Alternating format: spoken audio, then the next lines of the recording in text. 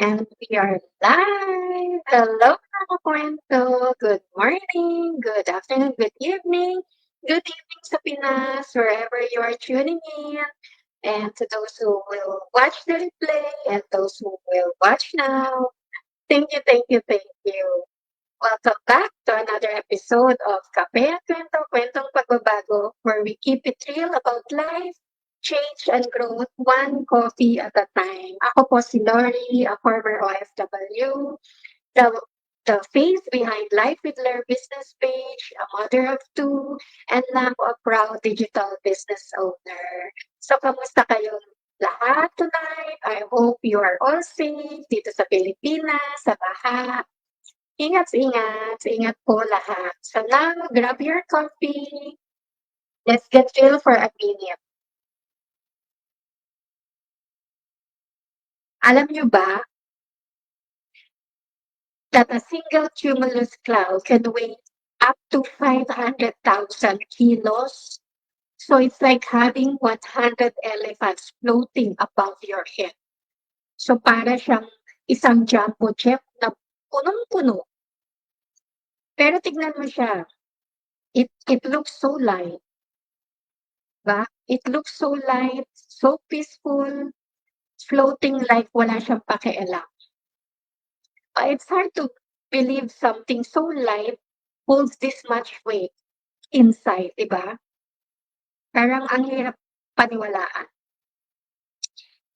At totoo yan, marami sa atin ganyan ang buhay. We smile for the camera, we post living my best life stories, pero deep inside, pagod na tayo. Ubos na. Stuck in a job that drains us, scared to live, pero scared them to stay. Ang bigat, parang dala-dala natin yung buong mundo.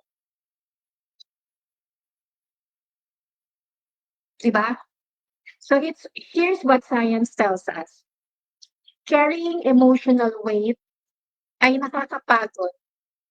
Tulad ng pagbubuhat ng mabigat. It ruins our sleep. It weakens our immune system and clouds our decision. Financial stress, lalo na sa mga paycheck to paycheck.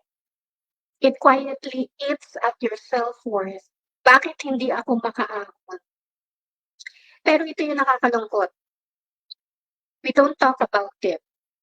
Bakit? Kasi takot tayong matawag na mahina. Baka isipin nila na nag-iinarte lang. So we wear the mask. We pretend. Pero remember, kahit yung taong pinaka-strong ang dating sa inyo, your pinaka-strong ang dating sa'yo, may dala-dala din niyang malaking ulap. Heavy, silent, invisible. Pero tonight, gusto ko lang sabihin sa inyo, pwede kang huminto. Pwede kang humingi ng tulong. At higit sa lahat, you're allowed to dream of a lighter life. Yung peace, freedom, and stability na hinihiling mo, hindi ito darating sa isang malakas na kidlat. It starts here, sa isang honest na kwentuhan, sa isang small choice na sabihin sa sarili, hindi ko na kaya itong mag-isa. I choose magaan. Kaya tanong ko sa iyo ngayong gabi, when will you let that weight go? Kailan mo hahayaang lumutang yung ulap na matagal mo nang dinadala? You deserve clarity. Kalinawaan. Clarity. Real choice. Yung mga pagpipilian na ayon sa puso mo. Diba? Yung meron kang choice. At hindi na, yung life na hindi na laging kinakapos. So please, samahan mo ako tonight. Kape mo, dala mo, settle in, listen, walang pressure, walang judgment dito. Just truth and just hope. Baka nga tonight's the night you finally let that heavy cloud float away. Sabay tayo, di ba? Thank you for spending your time with me tonight, mga kakwento.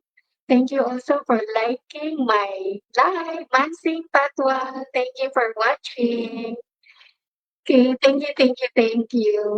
Sa mga kakuwento, let's continue to open our hearts to new possibilities, open our minds to new ways of earning, and open our lives to true freedom. See you again on my next live for another episode of Kape at Kwento, Kwentong Pababago. Bring your coffee. I have my coffee here. Masarap uminom kasi ulan. Bring your dreams and let's talk change. Let's continue to earn smart and live free and grow into the person God created us to be. So if you want to learn more, DM nyo lang po ako or register on my website with your name and address, email address at www.lauriaramos.com. Good night and God bless us all. Bye-bye.